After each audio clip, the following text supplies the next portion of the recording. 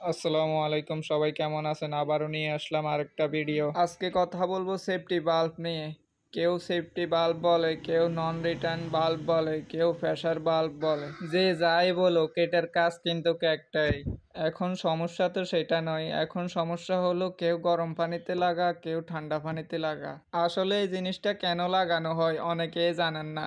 শুধু লাগিয়ে দেন, গরমে লাগাবেন নয়তো ঠান্ডা পানিতে লাগাবেন।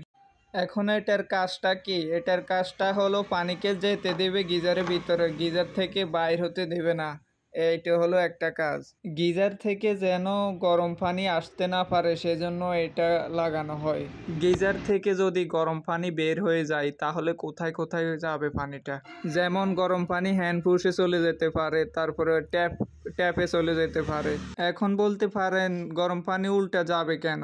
যাবে কেন? ট্যাঙ্কিতে যদি পানি না থাকে তাহলে ওই গিজারে যে পানিগুলো আছে ওইগুলা ব্যাক করে নিচে চলে আসবে। দেখেন, সেফটি বাল্ব না লাগালে ঠান্ডা পানির ভিতরে গরম পানি ঢুকে যাইতেছে।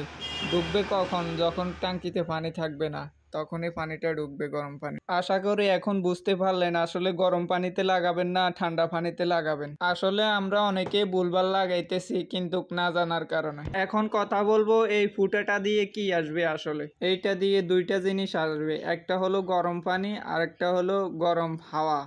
এই দুইটা জিনিসে আসবে। গিজারের ভিতরের অতিরিক্ত প্রেসারটা বের হয়ে যাবে এই ফুটাটা দিয়ে। গিজারের ভিতরে প্রেসারটা কিভাবে বাড়ে? যদি ট্যাপটা গরম পানিটা না ইউজ করেন তাহলেও একটা প্রেসার সৃষ্টি হবে, আর অতিরিক্ত হিটের কারণেও প্রেসারটা হবে। এই জিনিসটা সেম প্রেসার কুকারের মতন কাজ করবে। প্রেসার কুকারে ছোট্ট একটা ছিদ্র দিয়ে যখন ওভার প্রেসারগুলো বের হয়ে যায়, সেম ভাবে গিজারের ওভার প্রেসারগুলো বের হয়ে যাবে এই ছোট একটা ফুটা দিয়ে। প্রেসারটা চাইলে হাতেও বের করা যায়। আসলে আমি যেটা দেখাইতেছি এটাতে কোনো হ্যান্ডেল দেয় নাই। দেখেন, এটাতে হ্যান্ডেল দেওয়া আছে। হাত দিয়ে পুশ করলে পানিটা বের হয়ে যাবে।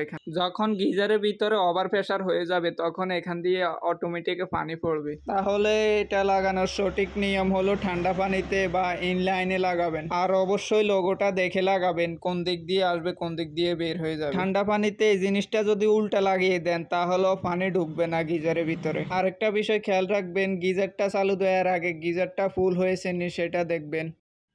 তো আজকের জন্য এই পর্যন্তই, আবারও দেখা হবে অন্য কোনো ভিডিও নিয়ে।